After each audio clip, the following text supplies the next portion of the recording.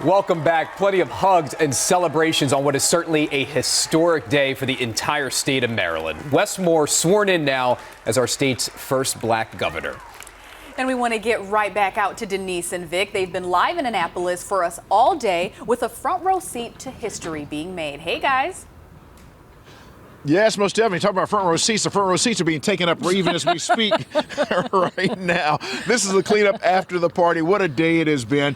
Great to be here in Annapolis on today. Absolutely. I wouldn't have missed it for anything, nor would the thousands of people who drove in, bussed in, and walked in order to be part of this moment in history in Maryland. Yeah, this party's over. There's another party tonight. Down at the Convention Center. Yes, sir. You can get your tickets still and make it down there. That's right. The People's Party, they're calling it. And yeah, it has been an extraordinary day. We just saw the Moore family, and for those of you who missed it, his son led us all in the Pledge of Allegiance. Yes, that was a special moment. I think he probably get the loudest applause. He probably get more applause than Oprah. So that was great as well. But the other thing too is that a lot of important things were said here today. Of course, while this is a party, this is also a very serious time for us as a state, as a country. And Wes Moore wants everyone to know the type of leader he's going to be. Let's listen to what he had to say. We've been asked to accept that some of us must be left behind. And that in order for some to win, it means others must lose. And not only that, we've come to expect that the people who have lost will keep losing. We must refuse to accept that.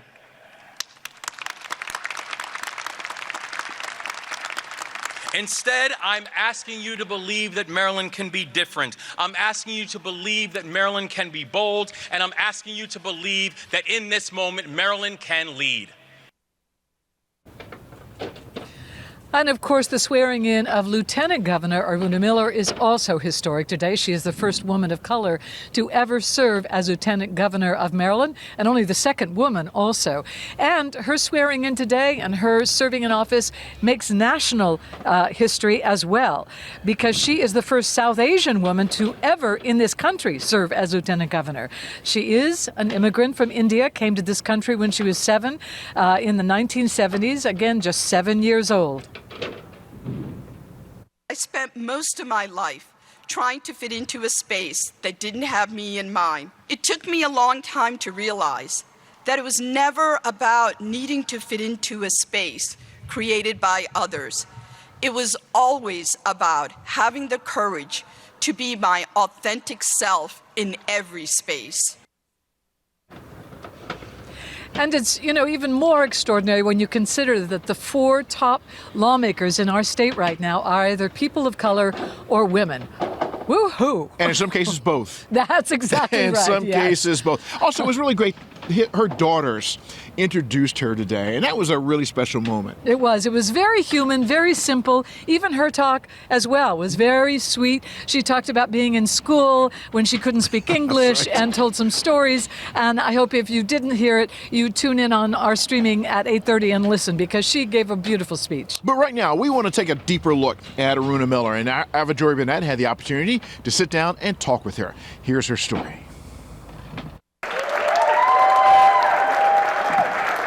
On election night, when Aruna Miller joined Wes Moore on stage to celebrate their unprecedented win, her life story flashed before her. An immigrant from India, Miller remembers coming to America at 7. And I look into the airport and I see a sea of people there, and I'm like, wow, they're all waiting for my dad and me. This is so cool. I think I'm going to like this country. And then I got really excited because I thought they were throwing confetti to further welcome us. And it turned out it wasn't confetti, but it was snow, and I'd never seen snow before. Upstate New York became home, and one of the first tests was to learn the language of the new land. My mom is trying to learn English too, right? And, we're all trying to figure this all out. I remember watching a lot of Mr. Rogers and Sesame Street. Miller became a U.S. citizen in her 30s and started volunteering during elections. That got her some unexpected attention. So when an opening did come up in 2010 to run for Maryland State Delegate, some of the activists reached out to me and said, hey, we'd love for you to run for office.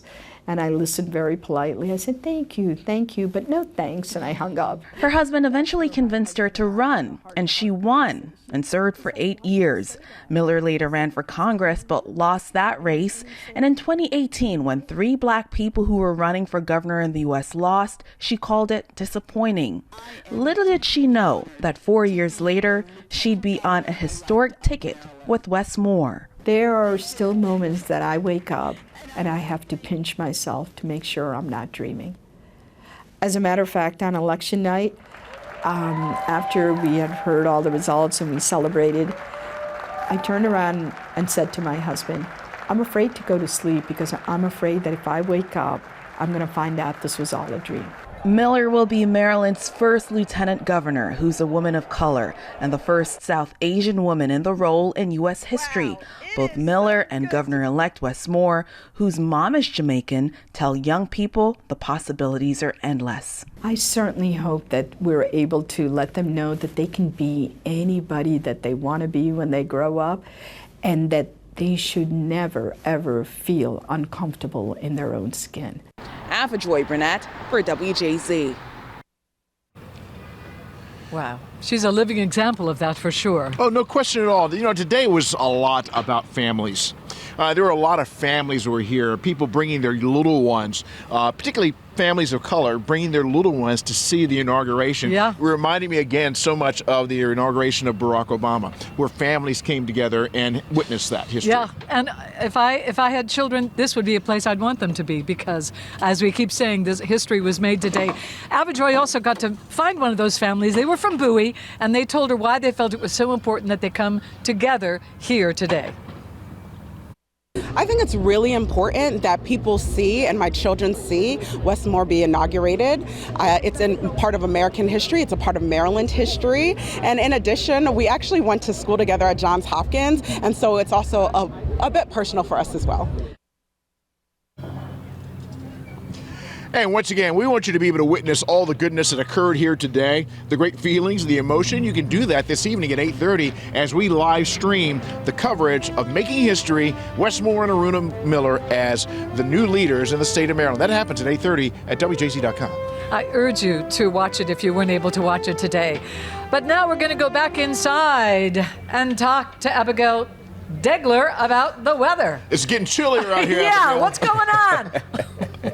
Yeah, she teed it up for us, yes. Vic and Denise. There's no doubt about it. Her and Derek taking care of the weather today, almost 60 degrees for this historic day. Just a gorgeous day to be out there. It certainly has been. And just thinking about what Aruna Miller said and just the barriers that she's knocking down. And again, it was just so nice to see that you guys didn't get snowed on.